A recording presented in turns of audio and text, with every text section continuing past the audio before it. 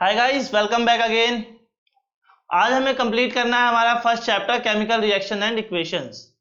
तो हमने types of chemical reaction start किया था, जिसके अंदर हमने फर्स्ट केमिकल रिएक्शन और सेकंड केमिकल रिएक्शन पढ़ लिया था, जो कि क्या था हमारा कॉम्बिनेशन रिएक्शन और डिकम्पोजिशन रिएक्शन। इसके अंदर हम पढ़ेंगे हमारा सबसे पहला रिएक्शन, थर्ड रिएक्शन, जिसका नाम है डिस्प्लेसमेंट रिएक्शन। डिस्प्लेसमेंट से ही समझ आ जाना चाहिए आपको कि हमें क्या करना है, रिएक्शन में डिस्प्लेस करना है। सबसे आसान भाषा में अगर हम डिस्प्लेसमेंट रिएक्शन को समझाने की कोशिश करें तो मान लीजिए क्लास में एक बेंच है जिसपे एक स्टूडेंट पहले से ही एक्स बैठा हुआ था और जो वाई स्टूडेंट है, और यहाँ पे एक और जेड स्टूडेंट बैठा हुआ है। दो स्टूडेंट बैठे हुए हैं, एक्स और जेड। लेकिन जो वाई स्टूडेंट है वो ताकतवर है, वो ज्यादा ताकतवर है, मोर देन जेड। तो वो क्या करेगा, जेड वाले को धक्का देके हटा देगा और एक्स के साथ में वाई वाला बैठ जाएगा। बेसिकली डिस्प्लेसमेंट रिएक्शन इसी तरीके से होता है। Those reaction in which a more reactive element displaces a less reactive element is called displacement reaction.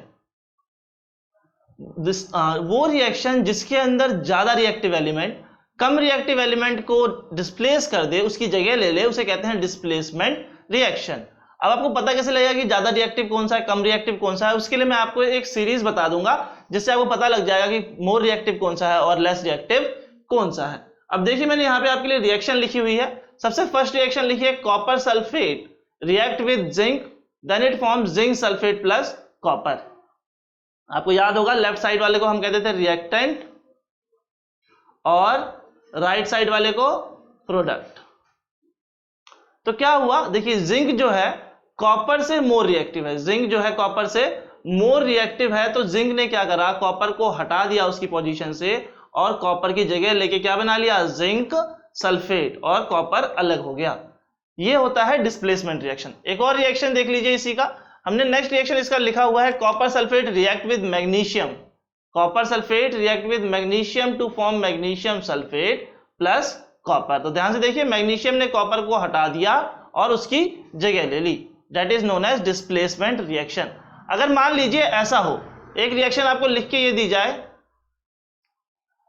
Magnesium sulphate plus copper, तो क्या होगा गाइस? कुछ भी नहीं होगा, क्योंकि कॉपर जो है मैग्नीशियम से कम रिएक्टिव है। तो हम लिख देंगे नो रिएक्शन टेक्स प्लेस। तो ऐसा भी होता है, कभी कभी आपको चेक करने के लिए लेस रिएक्टिव वाला एलिमेंट मोर रिएक्टिव के साथ में दे दिया जाता है और पूछते हैं कि क्या इसके अंदर डिस्प्लेसमेंट रिएक्शन होगा, तो हम लिखेंगे no reaction takes place. Next reaction है हमारा double displacement reaction. Double displacement reaction मतलब, इसका मतलब यह है, जैसे कि मान लीजिए आप बिल्कुल ठीक मेरे सामने बैठे हुए हैं और मैं आपके अपोजिट में बैठा हूं। तो हम क्या करेंगे, हम दोनों अपनी सीट चेंज कर लेंगे। अब मैं आपकी जगह आ जाऊंगा और आप मेरी जगह आ जाएंगे। डबल डिस्प्लेसमेंट कुछ इसी तरीके से होता है। इसके अंदर जितने भी पॉजिटिव वाले आयंस होते हैं ना, जो भी पॉजिटिव आयंस होते हैं, वो एक दूसरे की जगह ले लेते हैं। तो those reaction in which two compounds react by an exchange of ions, जिसके अंदर आयंस एक्सचेंज होते हैं, याद रखिएगा क्या एक्सचेंज होते हैं, आयंस एक्सचेंज होते हैं, उसे हम कहते हैं डबल डिस्प्लेसमेंट रिएक्शन। बड़े आसानी से आपको जब हम रिएक्शन देखेंगे तो समझ आ जाएगा। देखिए यहाँ पे एक रिएक्शन लिखी है ना, silver nitrate react with sodium chloride, silver nitrate react with sodium chloride, AgNO3 plus NaCl। देखिए आपको प्रोडक्ट जो मिला है वो क्या मिला है,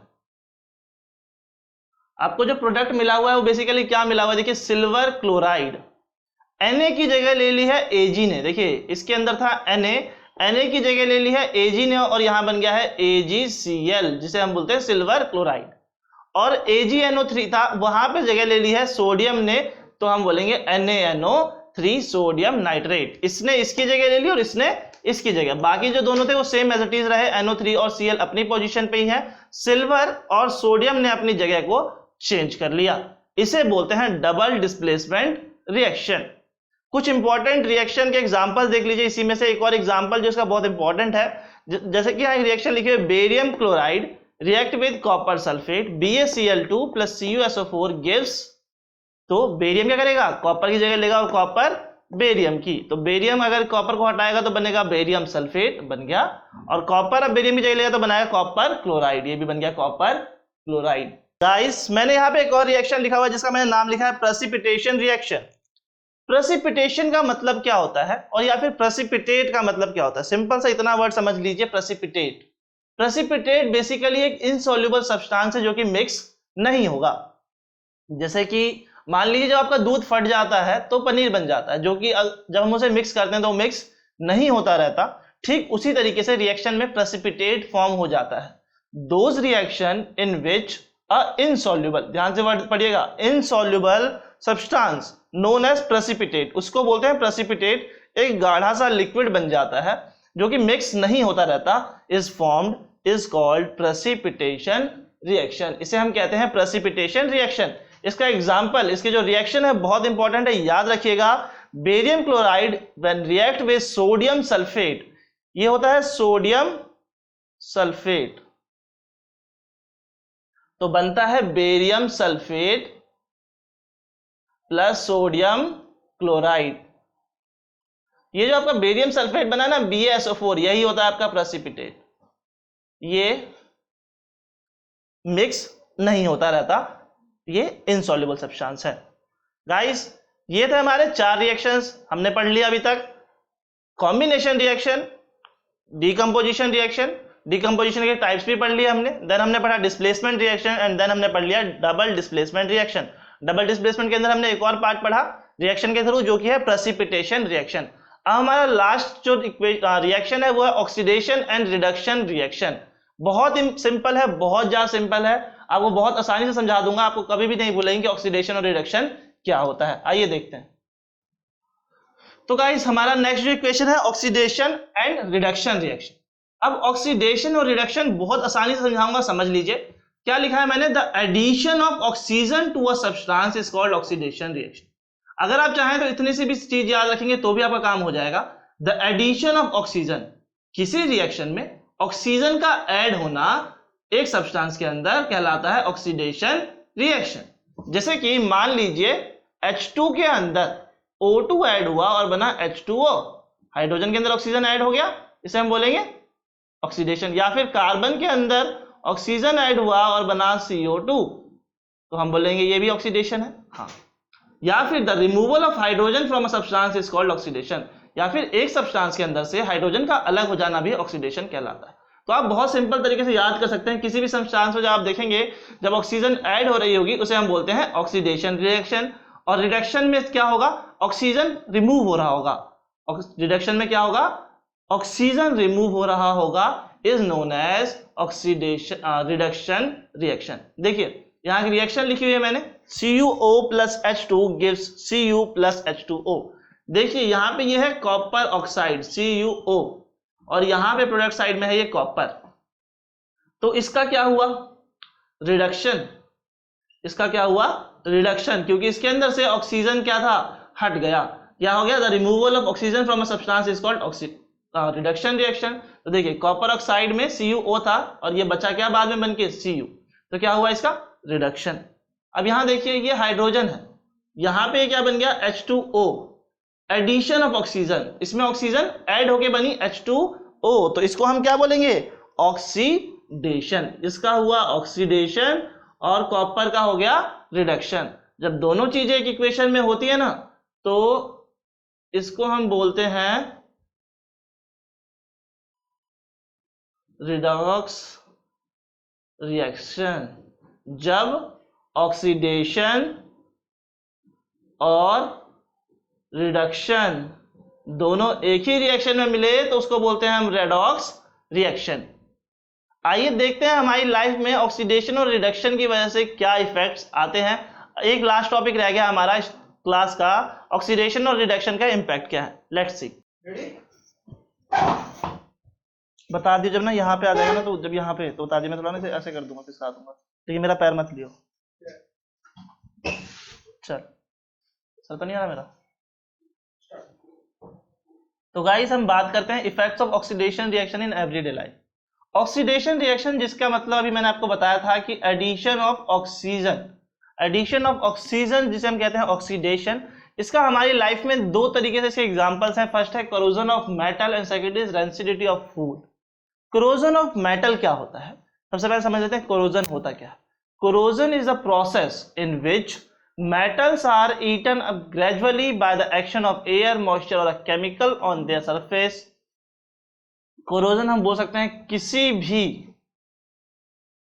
मेटल के ऊपर किसी भी मेटल को जब मॉइस्चर अटैक करे, ऑक्सीजन अटैक करे और एटमॉस्फेयर अटैक करे तो वो खराब होने लग जाता है। इसका मतलब क्या होता है, जो मेटल है वो मेटल ऑक्साइड बना लेता है। बेसिकली क्या बना लेता है, मेटल ऑक्साइड, जिसकी वजह से जो मेटल होता है वो खराब होने लग जाता है।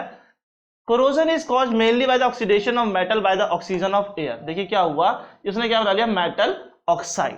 अगर मेटल ऑक्साइड बनता है तो वो सब कुछ पूरा मेटल खराब हो जाता है। और सबसे सिंपल एग्जांपल अगर हम बात करेंगे corrosion का इन आवर एवरीडे लाइफ में, तो वो हमने हमारी लाइफ में देखा हुआ है बहुत ज़्यादा। That is rusting of iron metal is a most common form of corrosion।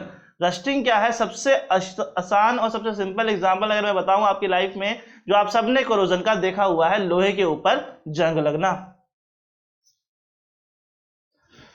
अगला है हमारा रेंसिडिटी। corrosion मैंने आपको समझा दिया क्या होता है, मेटल का ऑक्साइड बन जाना या फिर मेटल ऑक्साइड बनना। वो होता क्यों है, एयर की वजह से, मॉइस्चर की वजह से और केमिकल ऑन द सरफेस, जो भी एटमॉस्फेयर में केमिकल्स है उनकी वजह से। corrosion का डेफिनेशन आपको यही याद करनी है, नोट कर लीजिए पूरा का पूरा, आपको लर्न भी यही करना है। रेंसिडिटी की डेफिनेशन जो मैंने लिखी है एज इट इज आप लर्न कर सकते हैं। When the food material prepared in fats and oils are kept for a long time. आपने देखा होगा जब मम्मी कभी मट्ठी खुले में रख देती है या फिर हम लोग अपने चिप्स के पैकेट खुला छोड़ देते हैं, तो जब हम उसे खाने जाते हैं तो उसका टेस्ट खराब हो गया होता है और हम बोलते हैं कि हमारा जो चिप्स वगैरह था वो सील चुके हैं, राइट, या फिर हवा लग चुकी है।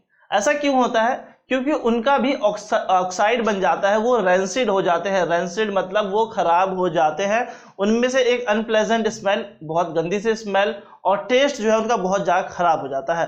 तो रेंसिडिटी क्या होता है, जो कि फैट और ऑयल वाला फूड होता है उसका खराब हो जाना, उसका ऑक्सीडाइज हो जाना, उसे हम कहते हैं रेंसिडिटी। रेंसिडिटी को प्रिवेंट करने के लिए मैंने 3 पॉइंट लिखे हैं, और भी पॉइंट्स होते हैं इसके। Rancidity can be prevented by adding antioxidants. अगर हम एंटीऑक्सीडेंट मिला दें तो हमारे रेंसिडिटी से बचाया जा सकता है। Rancidity can be prevented by packaging fat and oil containing food in nitrogen. देखा होगा आपने, जब भी आप चिप्स का पैकेट खोलते हैं उसके अंदर गैस भरी होती है बहुत सारी, वो गैस होती है नाइट्रोजन गैस, जो कि फूड को रेंसिड होने से, खराब होने से बचाती है। Rancidity can be retarded by keeping food in refrigerator. अगर हम अपने खाने को फ्रिज में रख दें तो भी हमारा खाना रेंसिडिटी होने से बच सकता है। ये था गाइस हमारा आज का फर्स्ट चैप्टर, जो कि खत्म हो चुका है, जो कि क्या था, केमिकल रिएक्शन एंड इक्वेशन। अगर आप लोगों को कोई भी डाउट है गाइस इस चैप्टर के अंदर, तो मैंने नीचे व्हाट्सएप का लिंक दे दिया है, अब वहां आकर के मुझसे कोई भी डाउट अपना पूछ सकते हैं।